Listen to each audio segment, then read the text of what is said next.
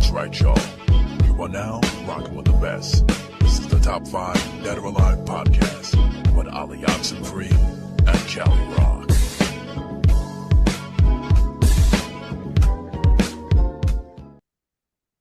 Peace to the planet, peace to the planet. I am alioxnfree. This is the Top 5 Dead or Alive podcast. Thank you for joining me once again. Back for another episode. I appreciate all the love that I've been getting. Thanks again. Shout out to everybody that's checking in. Shout out to the homie Cali Rock. Shout out to the whole Warheads crew. Shout out to all the listeners, all the viewers. Please feel free to rate, like, and subscribe to T5DOA podcast, T5DOA podcast. And also you can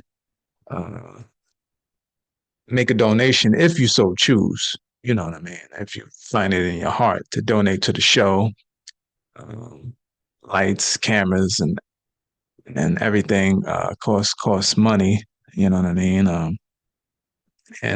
This show isn't monetized as yet. That is the goal, of course, of every show that's on streaming platforms. It's the monetization or some type of sponsorship. And we'll eventually get there. We'll eventually probably have like commercials and things of that nature. You know what I mean?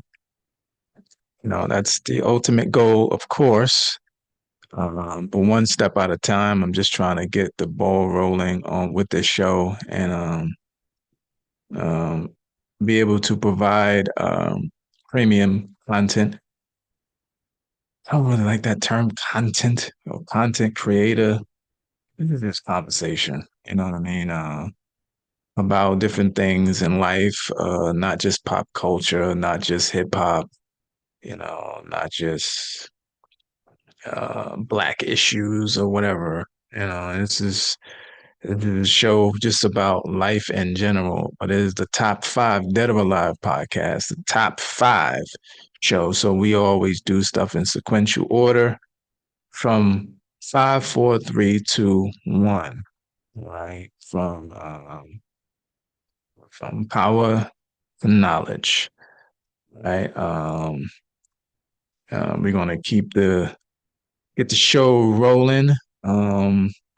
I got a video here from college_radio_directory. And let me get it set up right quick. It says no hip hop album or song has charted #1 in 2023. And supposedly that's, you know, it's been a long time since that hasn't happened. I've heard various people commenting on that, saying that it could be stemming from the fact that all hip hop right now on a major label, on a major commercial level, pretty much sound the same. And yeah, that's one theory. But you know what? This video is with what's his name? Charlemagne the God. From the Breakfast Club. Features Charlemagne the God, and he has his take on music on radio. And let's see what he says about it. Those of you that follow the show, I used to be a big time follower. Let's check it out. Many of these artists have abandoned radio. Like a Mm-hmm. lot of them think they don't need it anymore and the internet is enough. But if you have to have a presence online and in the mainstream, because the reality is online fans are super fickle and they will love you today and not care about you tomorrow. But getting constant radio play keeps you in people's ears and it keeps you in the conversation. And then when you build a great library of music that people are gravitating towards online and radio, then you can have some longevity, and then you can go touring, and those things get you real fans, not the fly by night fans nobody cares about after that don't care about you after the viral moment is come and gone.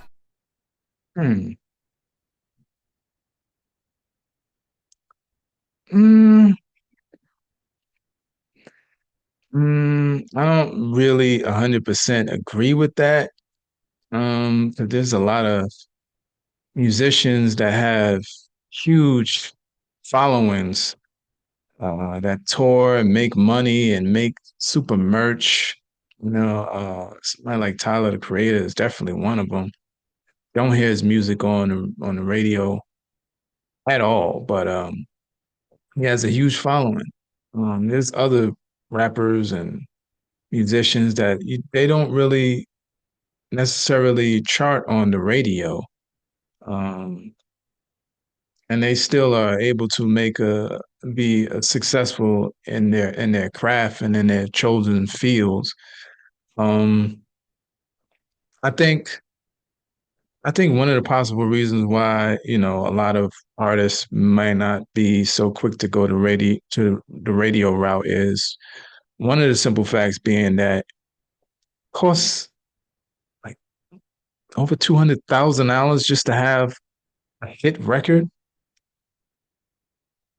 So it's not about organic. We call up the radio station because we love this song and they're going to play it because of the demand of the people. It's actually about the financing and the muscle behind it. Having the radio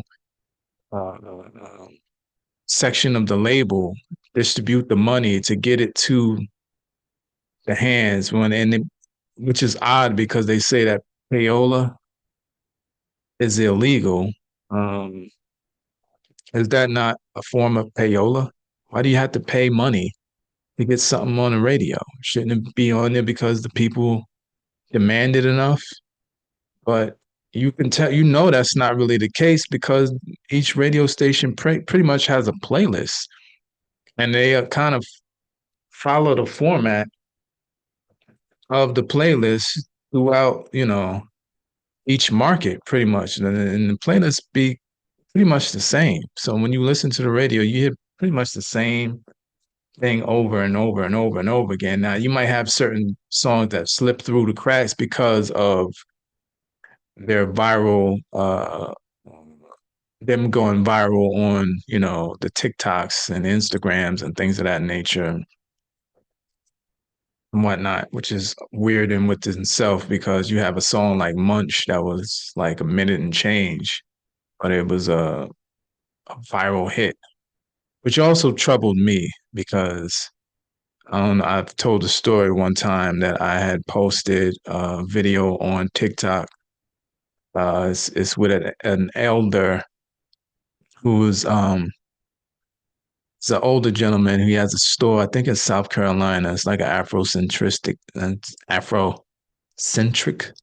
type store. Sells, I guess books and a lot of Black spiritualism, Black consciousness items, and things of that nature. And in the video, he's telling the young man, to walk upright. He says, "Pull up your pants and don't act like no ninjas." But he ain't say ninja, but you know what I'm saying. And I remember posting that and getting flagged from TikTok because of the language, I guess. Then I noticed that Munch was a huge hit on TikTok. And she says, "You thought I was feeling you, that ninja's a munch. Eat it for lunch," or something to that effect. You can still find that video on TikTok to this day. but my video for some reason was a problem. That's the society we live in. But to get back to what Charlemagne was saying, like I said, I don't necessarily agree with that. I don't claim to be an expert in radio, but I try to analyze why would he say that? Well, he's on the radio. Is he trying to justify his existence for being there? You know what I mean? Or justify the existence of radio? Because do you really need radio? I mean, to be the superstar, I would imagine it helps, of course, but I just feel like he's just trying to justify his existence along with radio's existence, much like the way that police departments justify the existence of their officers through the numbers game of them constantly pulling people over and things of that nature. Especially like where I live in a suburban area, and there's not a lot of crime where I live at all. And you notice that the cops in the area pull people over constantly. It's just they constantly pulling people over, and that's because they probably ain't got nothing else to do. They have to justify their existence, which is sad.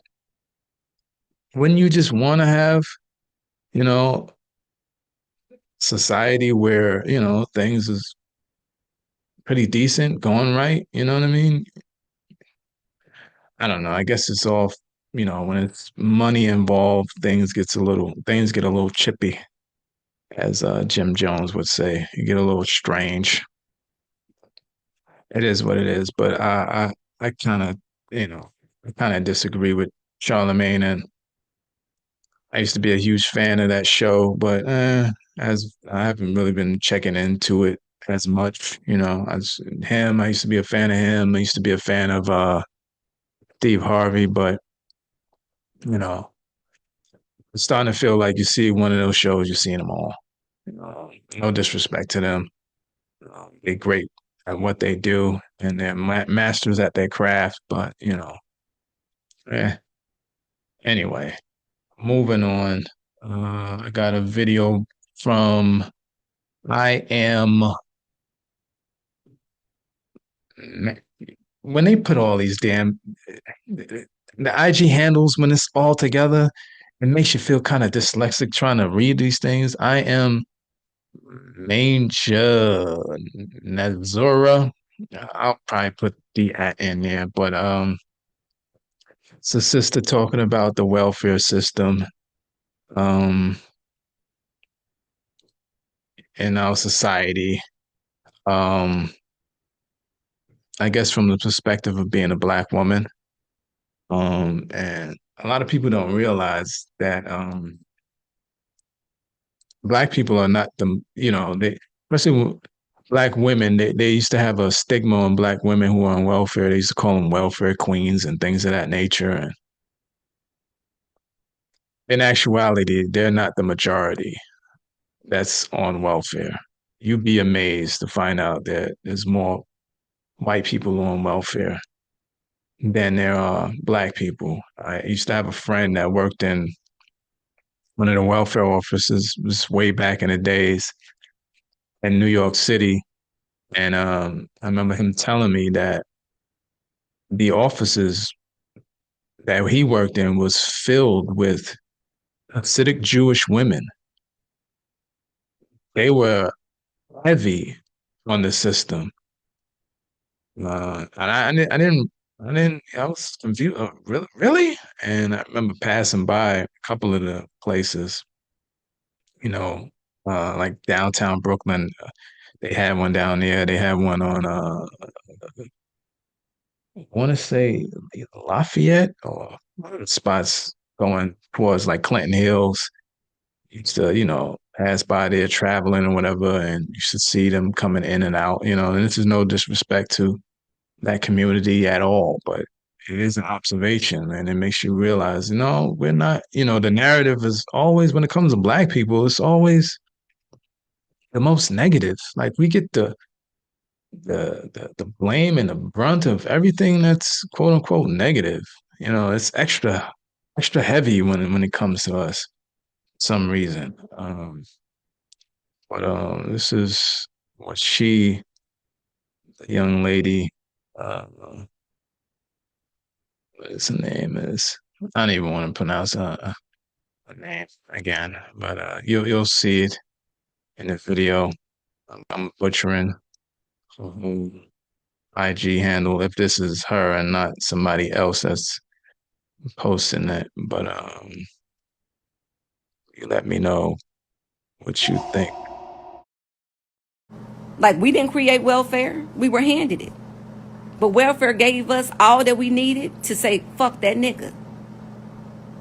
And then we wonder why we have to return our children to their fathers, which is the prison system. Because the government is your baby daddy. Now give us our son. We fed him through food stamps. We housed him through HUD and Section 8. We the baby daddy. Give us our child. And they get to the point where they come collect. And now we look, and it's a pandemic, and it's an epidemic of melanated men in the prison system. Going back to their daddy, Uncle Sam, who raised them via food stamps and welfare and Section 8. And if we don't do something about it, we'll just continue to perpetuate the cycle. And I don't talk about what I don't know about. Because shit, I got jammed up because after my life changed, I didn't want to let the motherfucking system go. When I didn't need it anymore. And I got fucked up behind keeping an apartment, keeping a Section 8 apartment. Thinking to myself, if I was ever to be homeless again, me and my baby's gonna always have somewhere to go. And the motherfucker reported me to welfare. I got real fucked up behind that shit. I don't talk about what I don't know about, baby. I'm a single mama. Yeah, that's an unfortunate. When you think of like like in the projects, for instance, I've heard of people actually passing down their project apartments to their relatives or to their kids, the mother passing it on to the kids and the kids maintaining the project apartment. The original uh, the original creation for projects or project apartments and things of that nature is pretty much for you to, you live in there temporarily, and once you get on your feet, you move on. And unfortunately, in our society, across America, um, people stay in there for lifetimes. I remember speaking to someone, not concerning that, but someone I knew that lives in a project apartment. And this is no disrespect to anybody who lives in a project apartment. It's no disrespect. Yeah, listen, it's hard out here. You know what I mean? This economy is unforgiving. And when you come from a state of perpetual poverty, it's sometimes it's easy to get into and harder to get out of it. If you have a poverty mind state, it's double times harder to get out of it. You know what I mean? But I was speaking to this individual one time, and I forgot what we was talking about specifically, but in the conversation, she kind of alluded to the fact that she pretty much is content with living there, being there for the rest of her life. These are, the area she lives is dangerous. I mean, she has a seed, and it's dangerous over there. And, you would think that, you would want to strive or even hope to be able to move out, get a place someplace else, don't necessarily have to be a homeowner, but just not living there no more. And, the way that the system is set up, especially for welfare, the way they set it up, in the 60s and the 70s, they kind of made it so that the man can't be in a situation. You know what I mean? That movie Claudine, that's a classic movie with Diane Carroll, I think, in it, and James Earl Jones, I think, was in it. You know what I mean? That kind of like shows that. You know, if the man is in the house, they'll cut off your food stamps or whatever money that they're giving you to pay for the spot and whatnot, which is you know, you gotta wonder if that all that is deliberate. Is that plan to really destroy the family, especially the black family?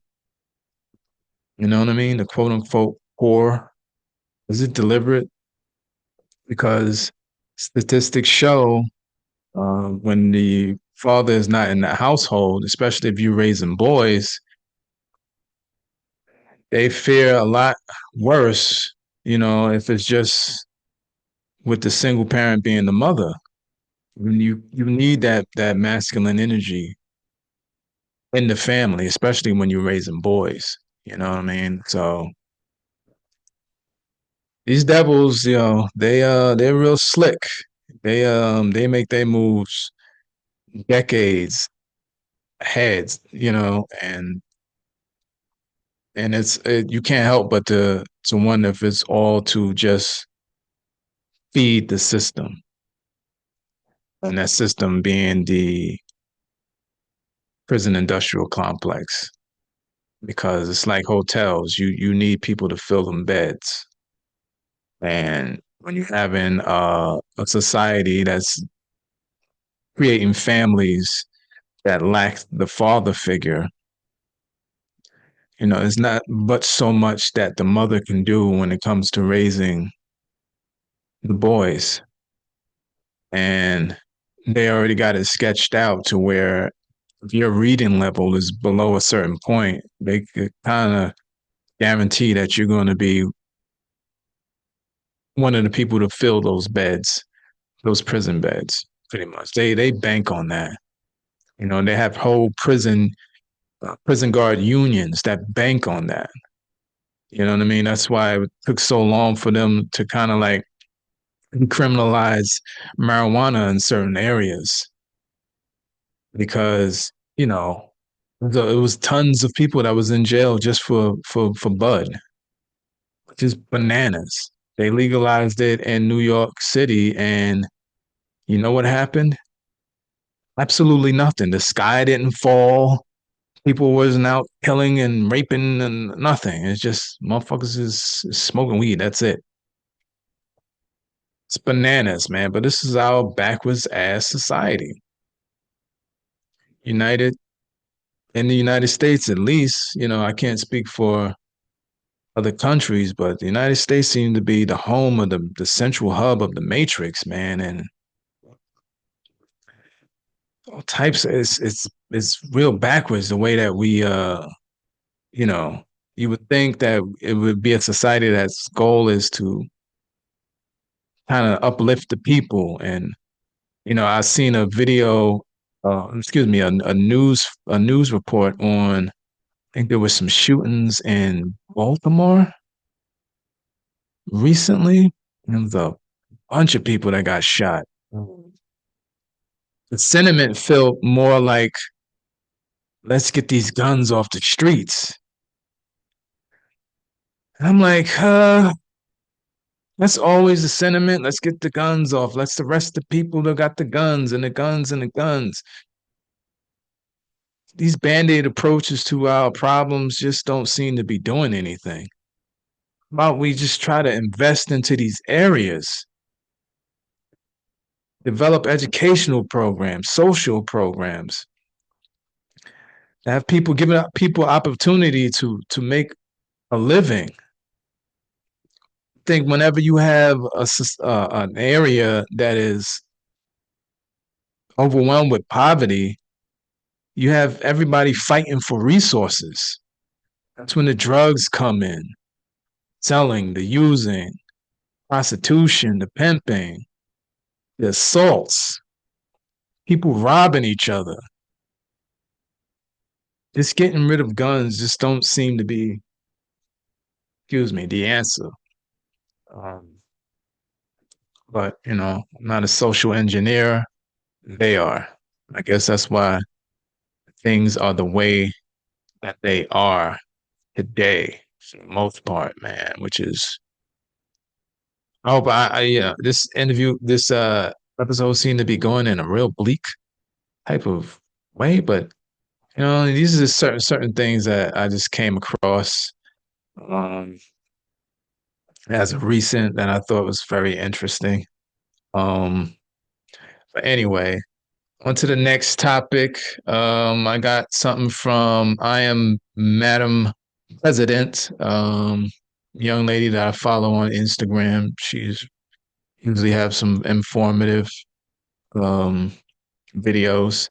And I guess this video is related to the whole Keke Palmer at the Usher concert situation where Keke Palmer, actor, young lady we all knew and love from movies like Aquila and the Bee. Excuse me. She's recently gave birth to her beautiful baby. Shout out to her and her child's father. Congratulations to her. But she's been pretty much like kind of like all over the place in terms of the public eye lately. You know what I mean? On some mommy hottie type. Bitch. You know what I'm saying? And I guess recently the she was at the Usher concert. You know what I mean? In a nice little see-through kind of type number. You know what I mean? Ass showing. And her significant other wasn't too happy about that, and I guess he took to Twitter or whatever, and to announce his displeasure, which maybe I should have been done in house. But I think he's getting a lot of backlash. They saying that they calling it body shaming and all types of these weird terms that we have. We can't believe we have a term called slut shaming.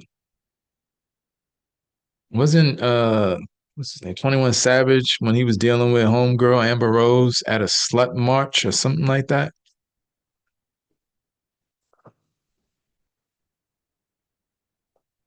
I don't know. I don't know. I just live on this planet. I'm looking for a ticket to go to. There got to be some. Anybody got any tickets going? There's got to be some other planets. You know what I mean? That got life that we can go to. Maybe just start all over. You know what I mean? And just I don't know, man. I don't think the society that I would create would be perfect, but you know, definitely would learn from this one and try to do things different. Um, Trust me, I love the female figure as much as any other natural heterosexual male. Um, but I can understand not necessarily wanting your shorty to be out there like that, in terms of, he probably felt a certain way. Who knows what's going on in their relationship, but that's their business at the end of the day. Definitely ain't ours. Um, it is what it is. Let me see if I can get this going. She speaks about it, not about that particularly, but this video I found a little interesting too. Check it out. Of So the course. women at the top are porn stars and they're at a porn conference. The women at the bottom, they are professional actresses and singers in Hollywood. But I want to just kind of remind you that Hollywood has a way, America has a way of making bad things appear good. For example, smoking used to be a big thing in Hollywood. They used to have people smoking cigarettes left and right. So cigarettes were also addictive. They wasn't advertising that part. And then by the time you got to the 80s and 90s, people were dying from smoking cigarettes. But America was pushing cigarettes on people all through Hollywood. So let's just say this over sexualized behavior. So you got a porn star. Most people look down on porn stars, but when professional actresses decide to dress like porn stars at a conference, we don't have any kind of rebuttal. We make it appear to be sexy. But I just want to remind you that America always make bad things appear good. For example, black folks, they vilify the skin color black. America basically had others to believe that being black was, you can hang black people from trees. That was a normalcy. Being black, you can barbecue them. That was a normalcy. And I just want to highlight that in all of these actresses, the first thing that they say when they get an award is, I want to give honor to God. How do you honor God? I promise you, I don't want to be dressed like a porn star in any occasion. Interesting. I'm not here to slut shame. You wear what you want to wear. You do what you want to do and live in color. Live your life how you want to live it. But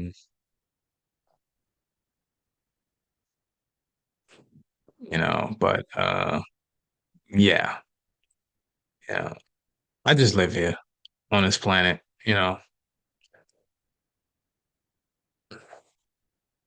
How would I feel if I was homeboy? I wonder if it was more to it.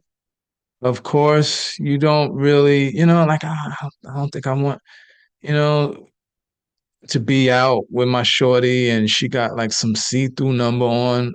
You could, unless we at the beach or something. We at the beach is it's different. We away at a resort or something like that. You wear your bikini.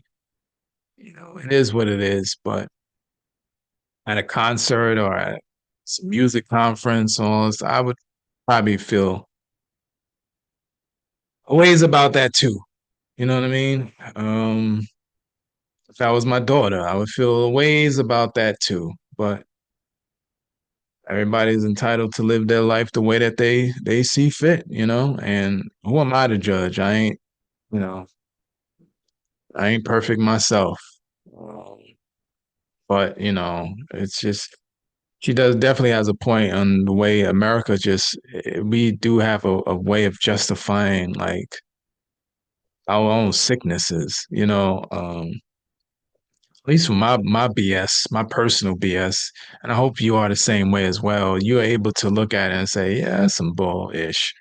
You know what I mean? And not justify it the way America does. Our country will justify the most.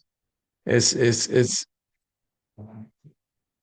it's the way that we just justify the sicknesses in our society is it's kind of crazy, you know, which is a pun within itself. But like I said, I just live here. I just happen to be, happen to gain consciousness one day and like, wow, okay, this is called planet Earth. Oh, this is called North America. Okay, I'm in United States. Okay, I'm in the northeastern section called New York State within New York City. We didn't ask to be here unless you believe in, certain ideologies that say that you did, but you definitely didn't choose the way that our society is ran. But I think this is the point of this show pretty much is to gain feedback. I'm not here to give answers. I'm just here to lay out maybe a perspective and to spark conversation and to spark, thought. And because a lot of times, like I said, when you say things out loud, you kind of realize the craziness within those things, But this next video kind of leads into that, and it's called learning cognitive dissonance. Like we ignore harmful effects of negative lyrics, and this is definitely what we do in hip hop. And I want to share something quick on my take on that being that I write rhymes that are not always positive. And I'm gonna show this right quick. Let's see.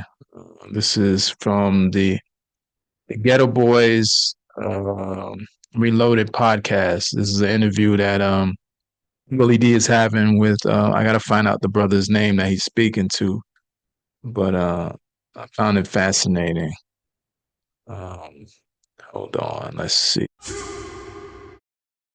Check it out. And bro, you said cognitive dissonance. I want y'all to go, if you watching this, go look that up. I did a song about cognitive dissonance, and I didn't use that vocabulary. I just called it people don't want that real. You know what I mean? I said people don't want that real. They just say that they do. That's now right. people don't want that real, and I'm one of them too. Yeah. I'm so easily entertained by ratchet activity, violent negative imagery always seem to interest me. I tell myself, no more music glorifying evil, selling drugs, womanizing, killing our people. Then I hear a song with a tight beat and can't deny it. The hook is catchy, so I subconsciously memorize it. Next thing you know, I'm reciting all the lyrics. And my day don't feel complete unless I hear it. Inviting darkness in my spirit. This can't be light. I'm craving what I'm supposed to be fighting. This can't be right. I must be blind to the effects. This can't be sight. Death is in the power of the tongue, and this can't be life. Be careful what you get involved with, because you can't support a cause, but then hate the effects that it causes. And that was deep. On a personal note, I'm working on a project called Suave Bola coming out soon. And on there, I have a song called Thief in the Night.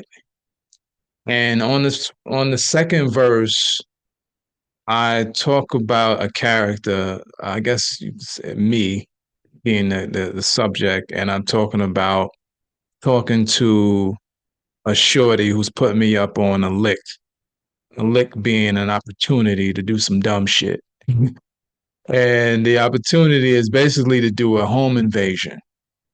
You know what I'm saying? Now, when I write, I try to write from a perspective of being like a kind of like a storyteller, like the in way John Carpenter would be, or Alfred Hitchcock, or whoever wrote the screenplay for Scarface or Boys in the Hood and things like that. I'm trying to tell stories. I'm not doing it from a glorifying perspective, like like it seems to be nowadays with drill music. You know what I mean? But in this story, like I said, it's basically me about to do a home invasion. But that's the part one of the song. I'm about to do a part two that kind of speaks on what happens during and after. You know what I mean? Like it's going to be a full length story about the actions and the consequences of those actions. So from that perspective, that's the way I try to tell stories. But what he's saying is pretty much true. We get attracted to these songs, these frequencies, these negative frequencies, and that we know, for the most part, ain't all positive. I don't believe in our life being a totality of positiveness. There's light and darkness. You can't appreciate the positive without the darkness. So that's definitely plays a factor into the way I look at things. But what I think what he said is very profound, and we do tend to ignore, the negative aspects of the things that we say, and thus hip hop, can give off that,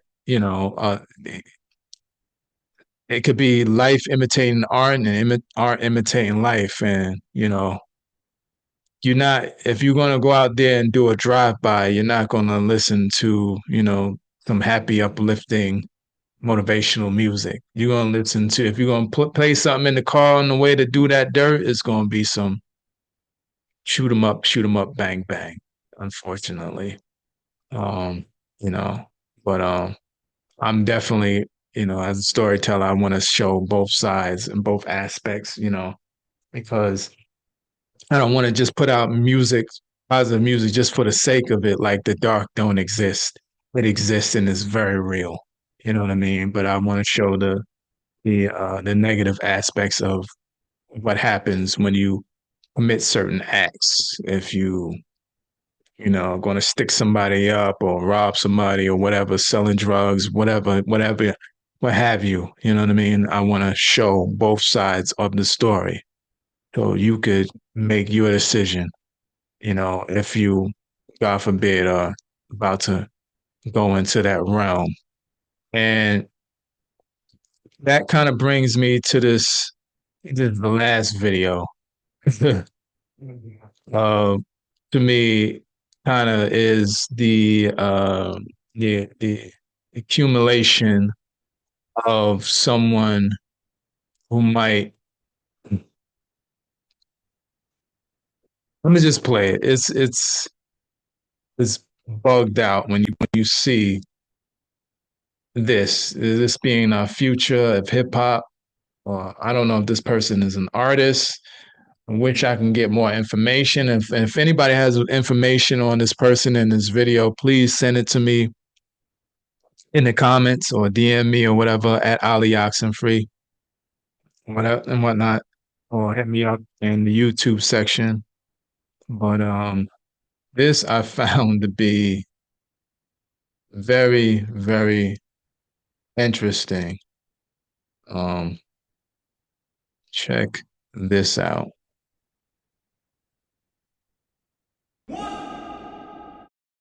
You released it simultaneously on all digital streaming platforms. You trying to be T.I. and shit. You talking about simultaneously. Like, you need how to use all them words in the interview. What that mean? Okay, you put out this project on different platforms all at the same time. Yeah. I believe the children are the future. Teach them well and let them lead the way. Show them all the beauty they possess inside. It's our future. I'm gathering that this is a hip hop artist. And from the sound of it, I don't think he's pumping out that positive type music. But I don't know. I could be wrong.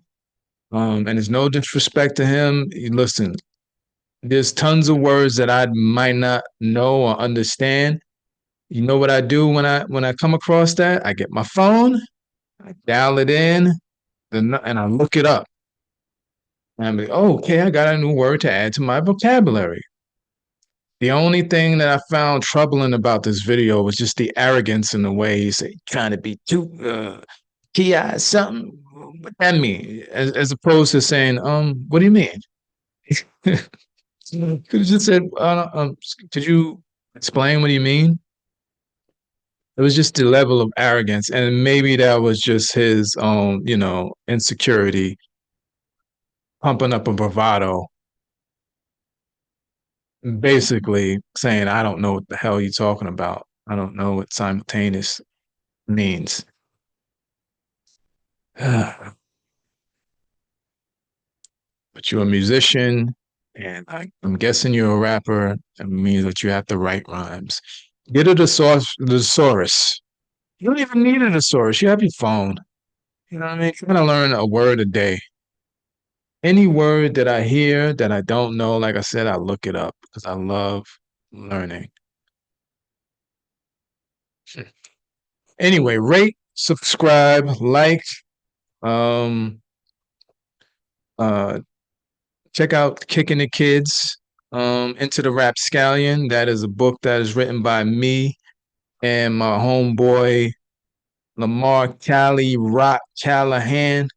You know what I mean? It's a great novel. It's the hip hop space odyssey that you gotta see because there's nobody as hot as we.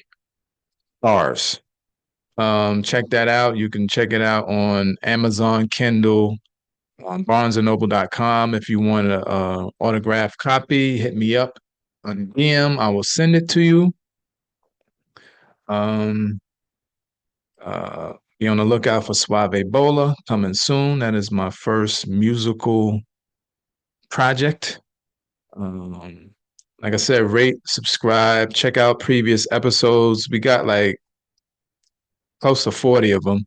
You know what I mean? So go back into the archives if you want to, check it out. And you can also check us out on Apple Podcasts as well for all the audio listeners. All right. So also please right there, feel free to send a donation if you so choose to. Much is appreciated. And we're gonna keep the conversation going, keeping it rolling. All right. So for now, I bid you adieu. Adieu. Adieu. Let me just say peace. Peace.